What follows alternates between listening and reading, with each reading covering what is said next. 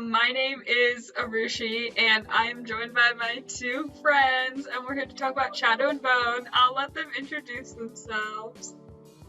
Hi, I'm Rie. My pronouns are she, her, hers, and I'm excited to talk about Shadow and Bone with Arushi and Karina. Hi, I'm Karina. My pronouns are she, her, hers, and I've only read one of the series, so keep that in mind. What were your guys' thoughts on Shadow and Bone, just like generally? Yeah, I think, well, like obviously Arushi and I watched the show together.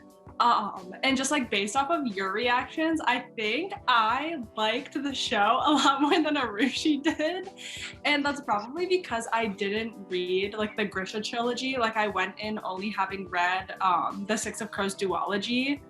And I think if you kind of like disregard the books, like it's not a bad TV show. So that's kind of like my initial opinion of it. Yeah, I also like really enjoyed it. I was just happy that like one of my favorite series was getting a TV show, even if it was like, you know, split up.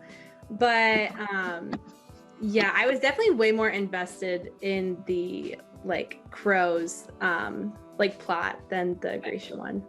Yeah, like I've been telling people I was disappointed personally because it could have been way more than it ended up being, but there were a lot of positives for sure. Like I really did enjoy seeing mostly like the Crows and their whole storyline.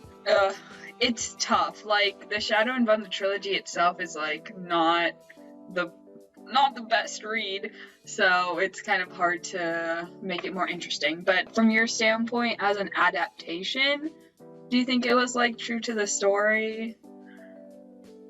Karina's read a few books of the Grisha trilogy, but I haven't picked up any of them, so it's kind of hard to tell. But I guess with like the adaptation, the one thing that really stood out to me is I think like the characterization of Jesper was really good, and also just like the actor who played him, Kit Young, I believe. Like they just did a really good job with Jesper, and he was probably my favorite character from the TV series. He is also my favorite character. Yes, I have read the first Shadow and Bone book, but it was such a long time ago that I honestly don't remember. All I remember is that Alina and the Darkling, like I was, you know, obviously rooting for the Darkling because he didn't suck yet. And then there was that whole twist, you know, spoiler, I guess. When you were reading? Yeah, when I was reading. Yeah. And they did stay true to that. So because the Six of Crows duology was obviously like more modified to fit the like plot line of the Shadow and Bone trilogy. But so like I think probably they wanted to do Shadow and Bone, and then they were like, oh, this is how we're gonna get more people involved. Like Six of Crows is very popular. So they just like kind of like threw it in there, I guess. But so like obviously they did not stay super true to the Six of Crows books, so. Like I've said this, the whole just like making up of the plot, I think there were some good parts to it and some, I don't know, it could only be like good because it's not like it's staying true to something else. But when it comes from like the Shadow and Bone perspective, like why are the Darkling and Kaz facing off? Like Kaz won, you know? No, like it's definitive proof. Yeah. Yeah.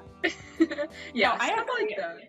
And I also think with like them mixing the Six of Crows storyline and like Shadow and Bone with obviously like the focal point being Shadow and Bone, they sacrificed a lot of like necessary backstory for like the Crows and like that crew.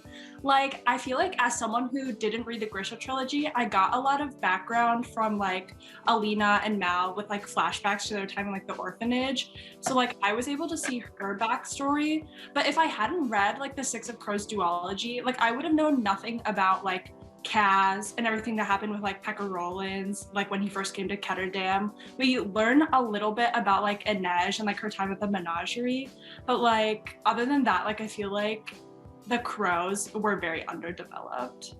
Do we know anything about Kaz's backstory? Like just from the show? in one of the first few episodes, there was a scene with like Pekka Rollins where they call back to like his backstory, but it was almost more just like something like that only the readers would have. Yeah, kind of like foreshadowing in the future, like this might be, which now that you brought it up, it felt from the way that it developed it that like the whole trilogy was like a main plot, and then like the crows were a side plot, but then when they come together, they're like also just as important, and then once they start branching off and like doing their own thing, they become really important, but there's not as much development, and you're just like, okay, 3 people in a heist, and like Nina and Matthias, not even related at all. They were on the same boat at the end. What do you mean? They tied it together so well. Yeah, that was a bit tough. Do you know what I mean? Yeah. No, like we don't even like technically know about like Kaz's like why Kaz wears gloves, or like his like, you know, brother, or like why he would have beef with like Pekka Rollins. We don't even know who Pekka Rollins is. He's just like another dude who has money. Yeah, he's just like another thug. Another thug, yeah.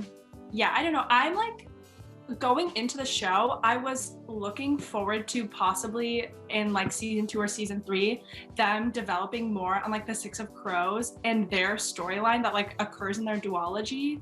But I just feel like with the ending of season 1, it is like obviously set up on the cliffhanger of the Darkling like being alive, like we see him escape the fold. And so I feel like next season we're still not gonna see like the Six of Crows storyline, which is kind of frustrating because I don't even know if they'll like get to the whole like heist at any point within the TV series. So yeah, I feel like they tried to have the heist with like capturing the Sun Summoner, but that was so disappointing. Like, I am a huge fan of like heists and like, oh, it's so intricate and there's always like a big twist at the end, and they just kind of like flopped on the heist. Like they got in, which was like a really big feat, I guess, but then like Alina just like showed them some sun and like ran away, and I was like obviously like Inej let her go, but like Jasper and Kaz let her go too. Like I don't know.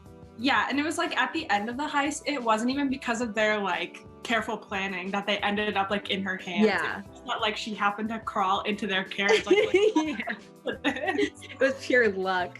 Yeah. Which honestly, that could stand on its own, but given like the Six of Crows, like the background of them, just like really like nitty gritty journey of lots of sacrifice being having to be made to get what they want, it doesn't feel like true to the plot. So I definitely agree about that one. I'm kind of personally going back and forth between like, oh, they should like keep it separate because all of the events of Six of Crows happen like 2 years or like somewhat in the future after the ending of the trilogy. But also like if you're gonna put the characters in, there should be important things like some backstory of like who they are, why they are like, you know, came together. But I really wonder what it would be like for someone who had no backstory at all to like understand what's going on. Maybe I'll make my sister watch it.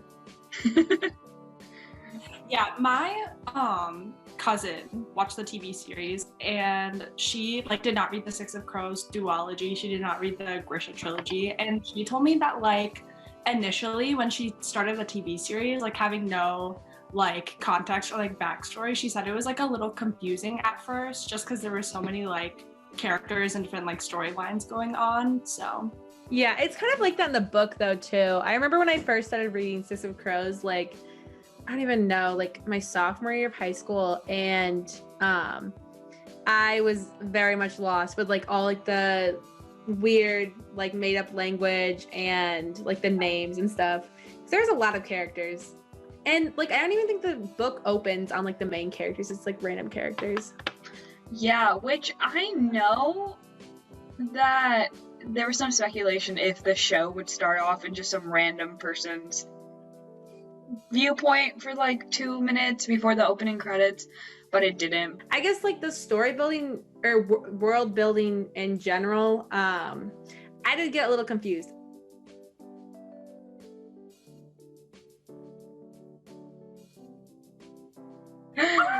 No, I love Jesper.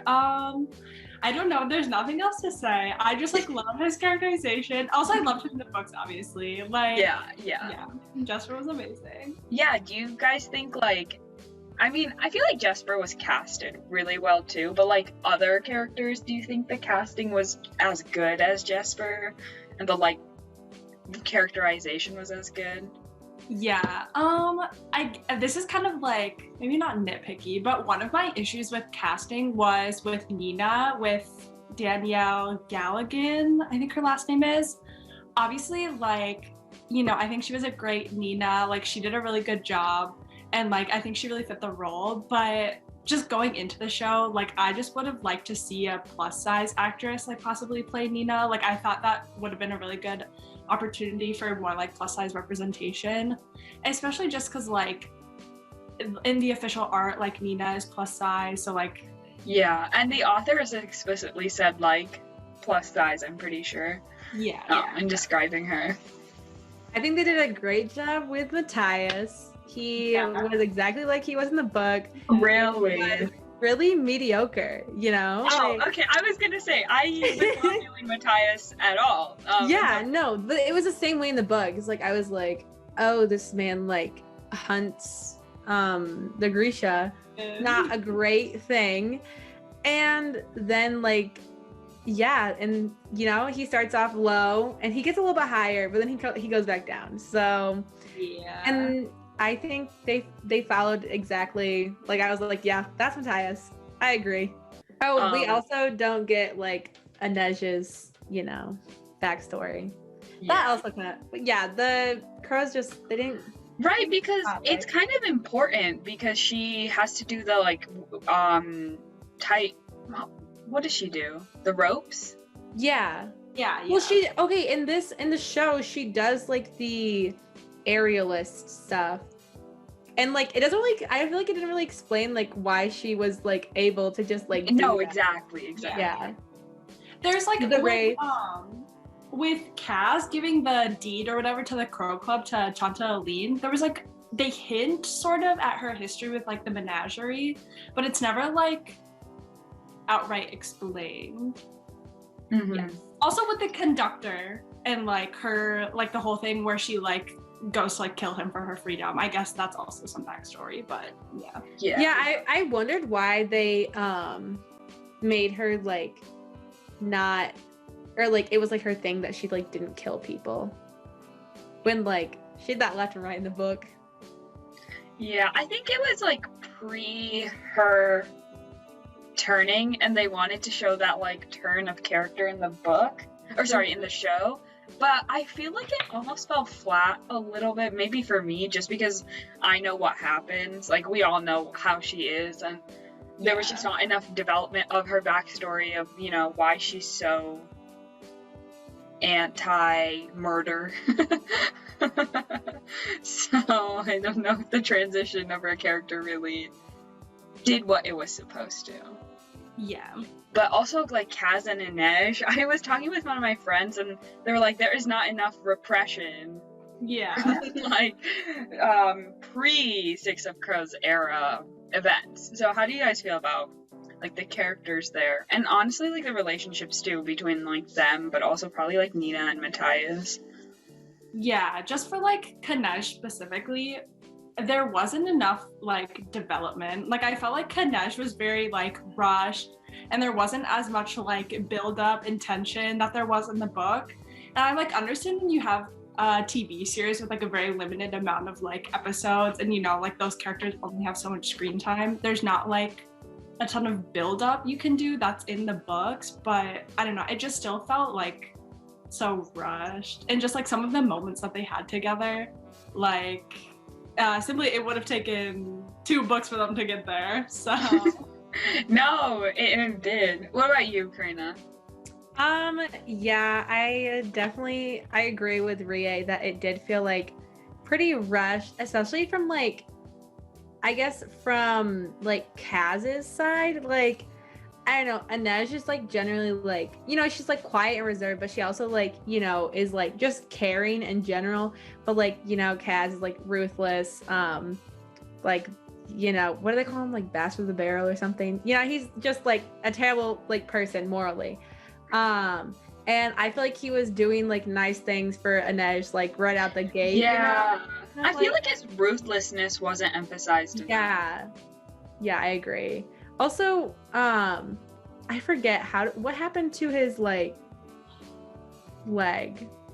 I always forget. They also like didn't explain that. Why is he limping? Why does he have a cane? Like, But yeah, that's like also very much missing backstory in the TV show. So yeah, I feel like the least they could have done is like at least made him like freak out about the gloves and be like, oh my gosh, like what is that? Like they show him like always wearing his gloves and like maybe taking off his gloves to like wash his hands.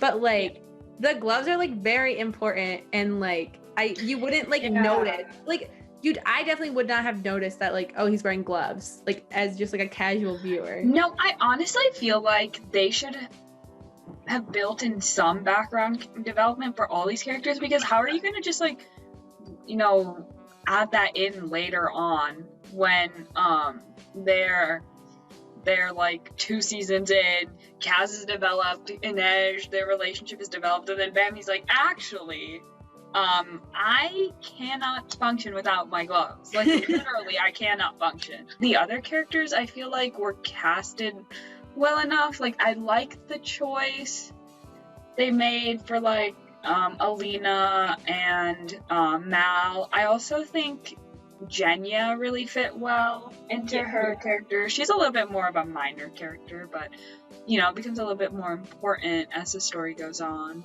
Mal gives me very much loyal golden retriever vibes. I don't know if he was that way in the book, but that's just the vibes I was getting from him, which is nice. You know, you love, I don't know, in the very beginning, I was very much like not getting those vibes. Like they were just like, you know, childhood friends.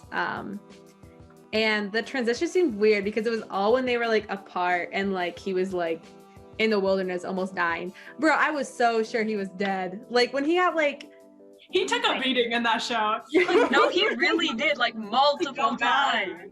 No, like what was that? Like freaking like, I don't even know, like the gun thing the Fierdans had, like, and it looked like it was like a freaking, I don't even know, automatic weapon that like, you're donezo. You're literally like gone. But then he was still alive. I was like, how is this man still going? How is he still breathing? I was constantly getting like shot and stabbed. I was like, literally, how is this man still living? Like, and like the infections, like, especially during that time, come on. He's done so. No, for real. Oh my goodness. Yeah, as for like, other trilogy characters, the other person that comes to mind is the Darkling.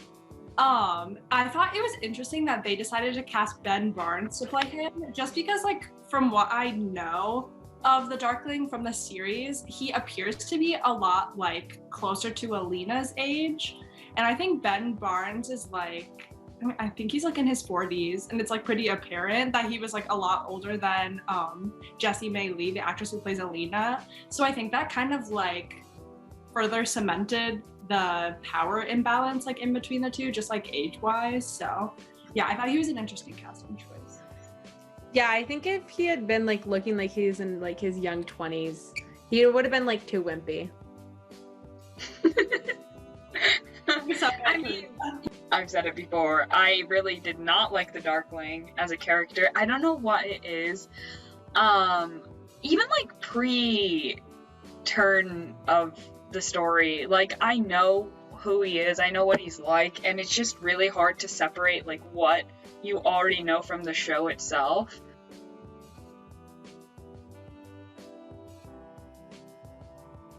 And so Alina, since she is the sun summoner, she also has like immense power, and so she would probably like lives a long time too.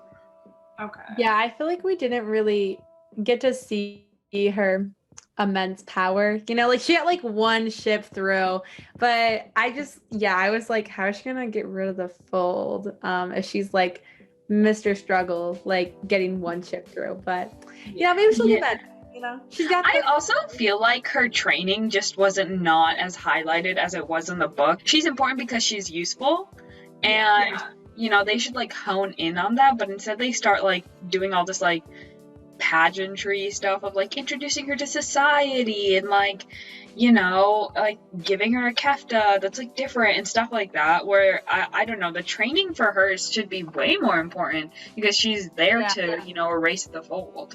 No, when she fights, is it Zoya that she like tries to fight? That was so embarrassing. I couldn't take it. I had to like pause it and like walk away. Multiple times. And I just, like, especially because she said like she's like, yeah, I can fight. Like she was just like, no, I've never been trained. And then she got beat up. I'd be like, okay. But she's like, I've had some training. And then she just like, no, you make maps. Like yeah, your training was Mal being like, you can punch me. Mal being like, oh my gosh, that hurt so bad. Babe, you're so bad. Lena and Mal are literally the definition of girl boss and male wife. Alina's such a girl boss for being mean to the Darkling. Oh my gosh. Yeah, I don't know. Off of like Darkling and like Darklina and like that whole ship, this is a little off topic, but I just thought it was interesting. I read an article the other day where I think it was like one of the writers or maybe like Lee Bardugo was talking about how, you know, they really wanted to emphasize consent in the show. And like there was that one scene with like Alina and the Darkling where they were in some like back room or whatever and they were like making out, and I think it was like kind of implied that they were about to like do the do. Oh god. Consent, and I saw so many people like on TikTok being like, oh my god, like the Darkling, like consent king, like we love him. But then like literally you go forward a few episodes and like there's that whole thing with what's it called, like Morozova's collar, like the collar with where he just like completely like invades her and completely like forgoes consent, and it's like consent king, yeah. And it's like, how informed is it? Because like 5 minutes after the makeout scene, you know, Bogart comes and she's like, yeah, this man is not who you think he is. Like, yeah, she's like, get out. That's really dumb. No. Oh my gosh, no. This is also off topic, but the whole thing with the collar, I do not remember if in the book, did it go like into her skin? Like it did? I also thought it was on top like a necklace. Yeah, I thought it was a freaking necklace. Like it was so grotesque to me. Like when I was like watching it, I was getting like so grossed out by like it just like poking out her skin. I don't know if that's probably what they were going for. They probably were like, oh my gosh, this is so horrible. But yeah, I think if I was Alina, I would just be sobbing because of how like freaking gross that is. Like, the like deer bones sticking out of my skin. No, thank you. Yeah, I saw something that said that like it was probably a stylistic thing that they chose to do just because they didn't want the collar to look like, oh, like pretty. Like they wanted it to look aesthetic. Yeah, they didn't want it to look aesthetic. Like they wanted it to like look uncomfortable to represent like that's a violation of yeah. So I'm just like wondering, honestly, that brings me to the question, like how much power did Lee Bardugo have in the script process, the acting, producing process, you know? Yeah, I have no idea how like involved she was. No, I'm also wondering the same thing because I feel like just what I've heard about Lee Bardugo and like her opinions of the Darkling, I feel like she's very like anti like Darklina and very much like, oh, the Darkling is like, you know, a terrible person.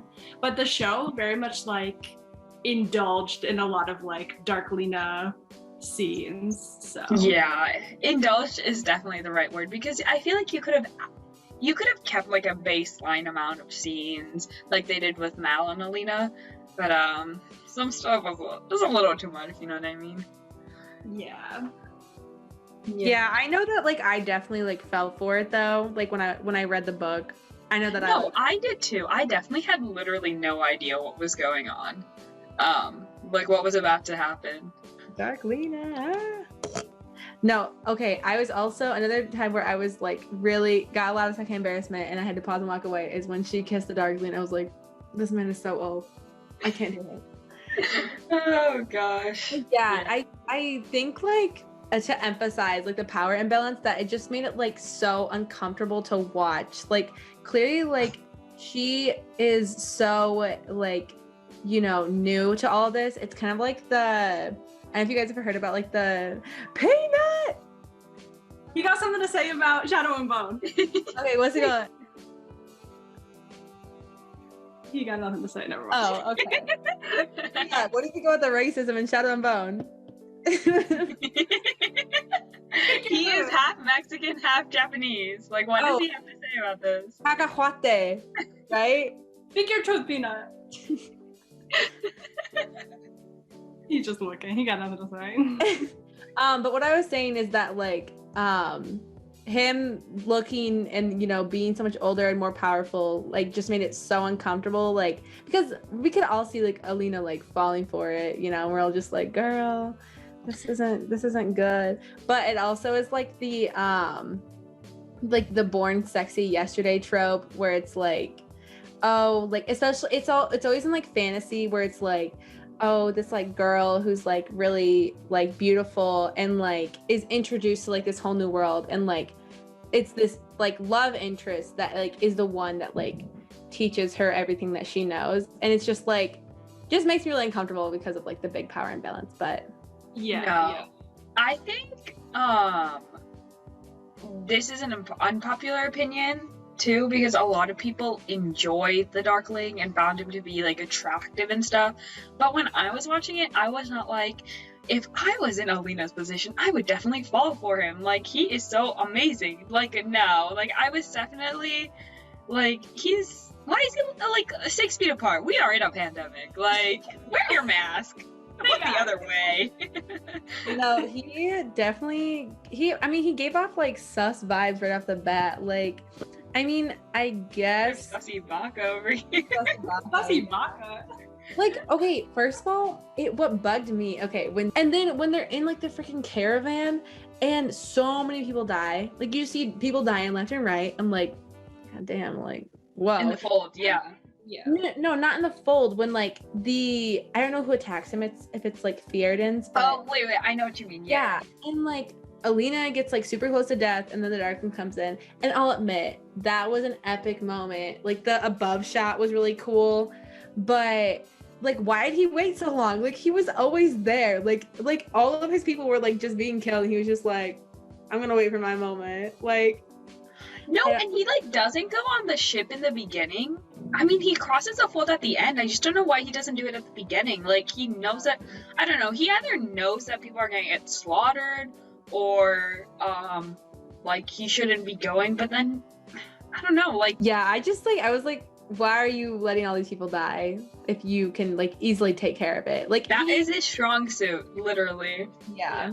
He just like waits. Maybe he's not that powerful. Maybe he seems kind of wimpy.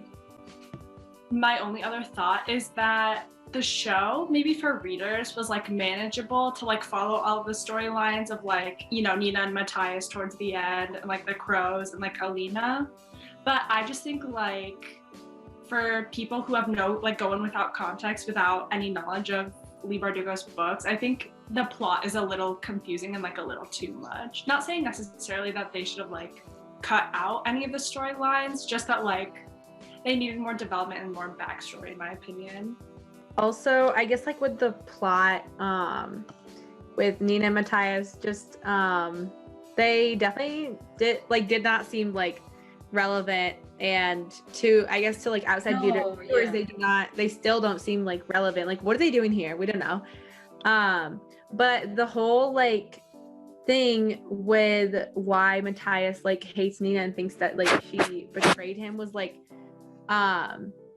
I guess like not miscommunication, but just like separation. But then she like literally tells him, she's like, no, I had to do it to save your life. Like, I'm gonna fix this. And then he's like, no, you betrayed me. I hate you. And I'm just like, bro, like she literally, you were gonna die. She literally saved your life. Like, I don't know. No, I also did not like that. This is dumb. He's so dumb. No, like storyline in general, it just felt so separate from like the main storyline. Like I don't know, they didn't feel like important to the plot at all. So I don't know, the CGI was not doing it for me. No, I knew the CGI just expands out of him. Like, honestly, I could like whatever, like get around the CGI for the Darkling, but the CGI for Alina, I was like, oh my god, like when her whole face lit up, not like when she was doing her power. Yeah. They like whitewashed her and light and stuff. No, I was like, you know what? I don't know if I can recommend this to people. Like, I can recommend like for people who read the books, but I don't know if I can willingly say that I watched the show to like normal people. Now to my favorite topic that I have prepared for us. The racism. Oh, first, I got a spot or two. Yeah, first we can talk about for context, even though we haven't been providing context at all this whole time. There is, first of all, Alina in the books is white or like Russian, whatever Ravka is supposed to be like modeled after. And in the show, she is half like Shu, or like somewhat like mixed with Shu, which is supposed to be some like East Asian culture. And so they show a lot of explicit dialogue and scenes of racist remarks against her, and I'm not sure if Inej. No, I don't think Inej faces anything. It's mostly just Alina. Yeah. I think there was one scene where someone called Inej like silly trash, but like yeah, that was literally just like one instance. It wasn't like as focal to her identity as it was with Alina. Mm-hmm. No, like obviously with Alina, like I was excited when I heard that like Jessie May Lee was casted to play Alina, just because like for context, like I am also like half white, half Asian, like the actress, and so like obviously representation is like always great. But I don't know. I had a conversation with one of my friends the other day who is a person of color about a different TV series. It was like the Disney Plus like Captain America TV series. Mm-hmm. And we were just talking about how like we get kind of tired as people of color when, you know, these big companies like Disney and Netflix only cast people of color as their leads when they want to use them to like talk about racism and like get like brownie points for like, you know, like looking woke and like being like aware of like these things. But I don't know. My issue is not that they included the racism in the show. It's just that like they never have any scenes where it's like confronted or they like deal with it. Like it's not like, there's no teachable moment. It was like Netflix was just like, racism exists, like look at us, like we know racism is real, like no shit, like we could have told you that, like you did not need to include like these unnecessary scenes if you weren't gonna like actually like confront it. Like that one scene in the fucking like first episode where that boy calls Alina a rice eater, I was like, okay. Yeah, it was very, I don't know, it's very in your face. And to the point where, you know, they just include it without any, you know, context or anything. It's very just jarring to watch, especially with, I think, a lot of people whose primary experience with racism, it's like people of color, of course, can be like, you know, physical actions, but a lot of time it's microaggressions, things like that.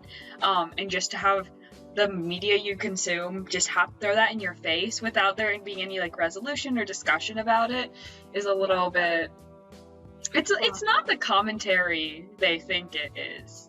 Yeah. And to like double on that, you know, they are trying to do this commentary, but then this stuff comes out about Inej's actress's stunt double. So I don't know if you've seen this, Karina. I just like saw it today. Yeah. Yes. So, Amita Suman's stunt double, she plays Inej, is a white woman. I think she's Hungarian because I saw people saying it was like locally sourced talent.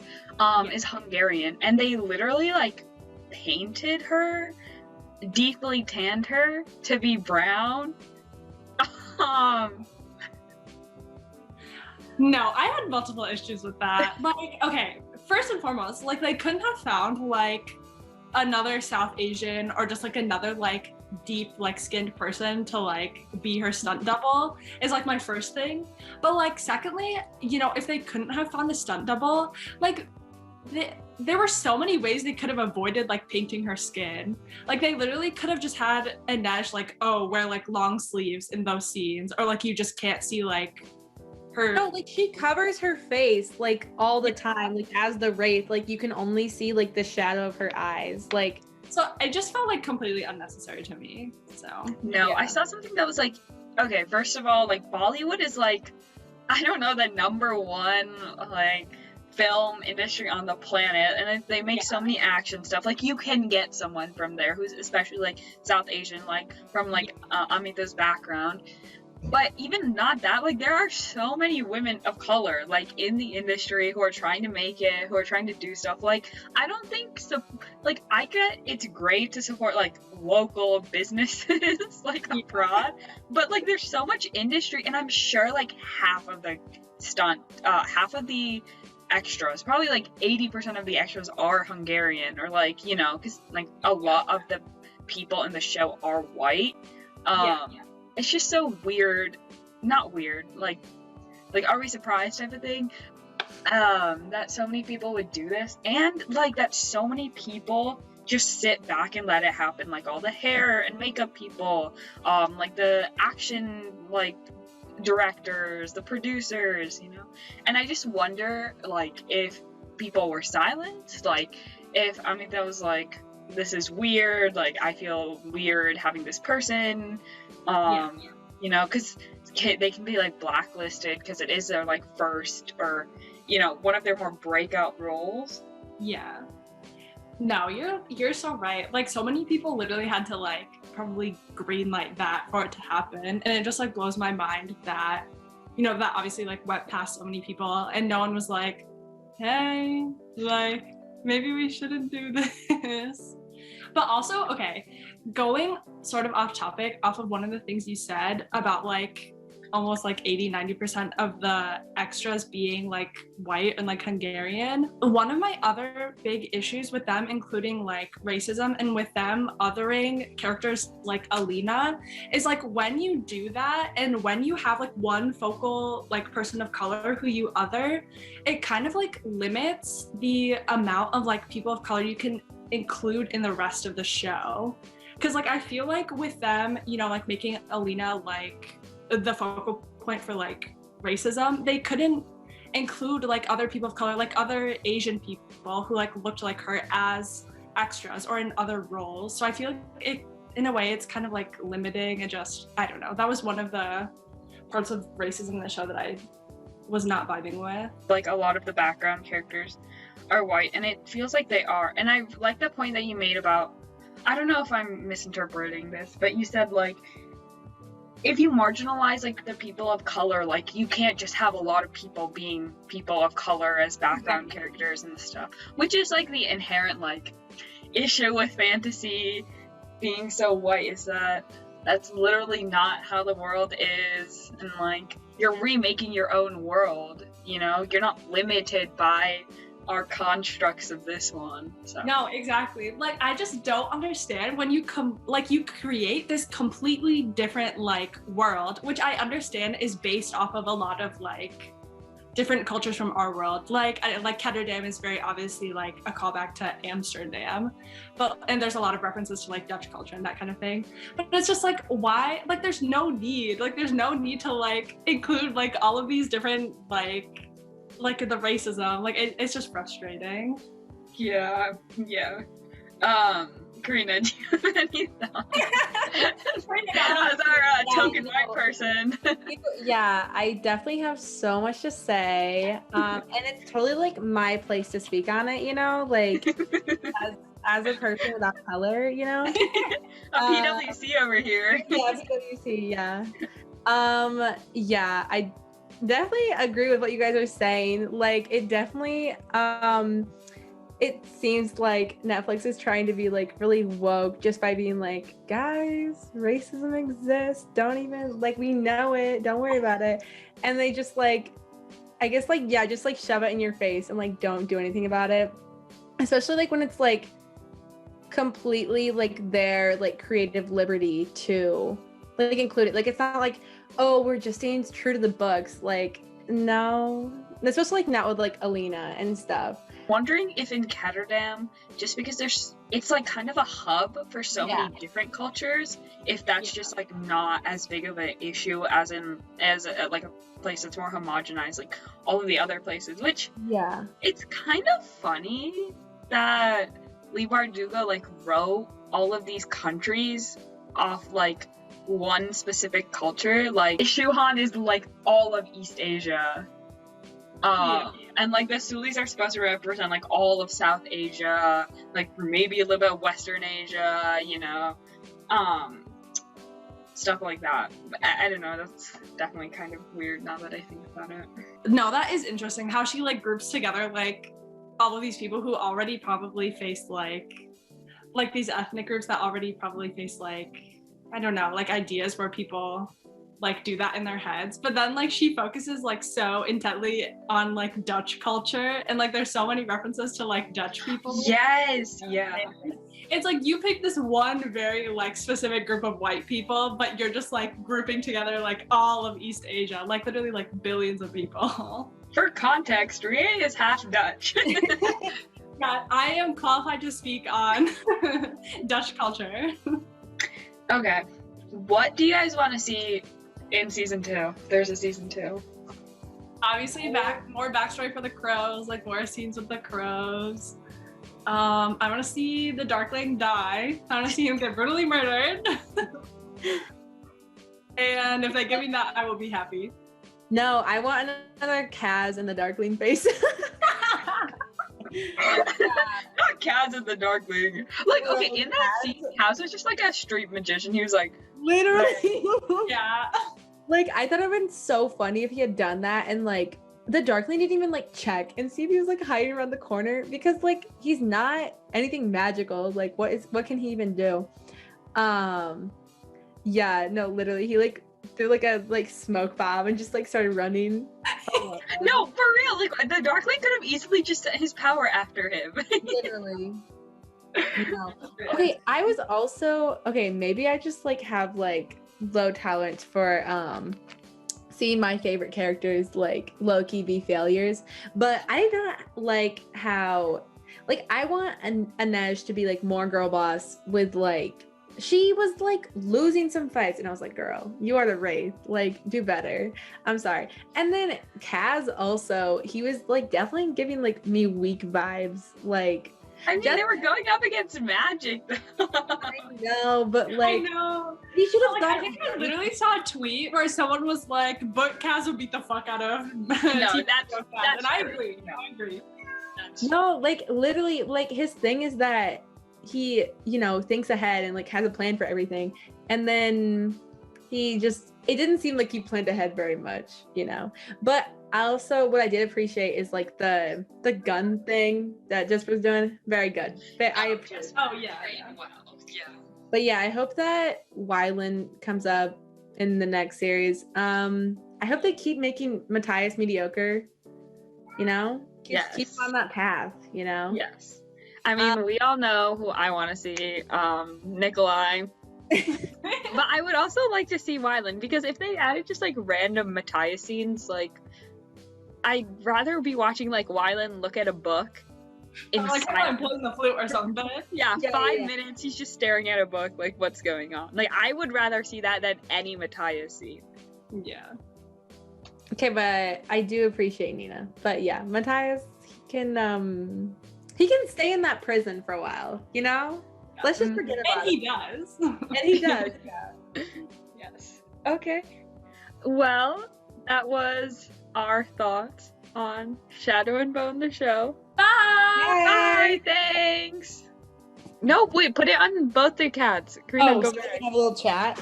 Yeah. Athena, What are your thoughts on Shadow and Bone? Athena, what y'all think? Dana. Is he seeing the other cat? That's what I wanted. Aww. Aww. Aww. Hi, Athena. This man got no thoughts in his head. Listen, no thought, head empty.